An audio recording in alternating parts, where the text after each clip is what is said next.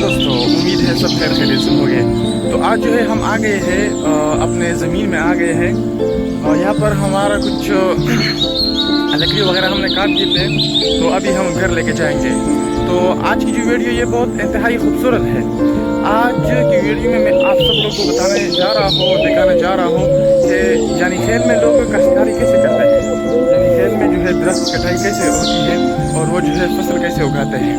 तो ये जो है हमारी ज़मीन है और हमने जो है किसी और को हिस्सादार करार दिया गया है। तो आज जो है सब कुछ मैं आप लोगों को दिखाना चाह रहा हूँ, ठीक है।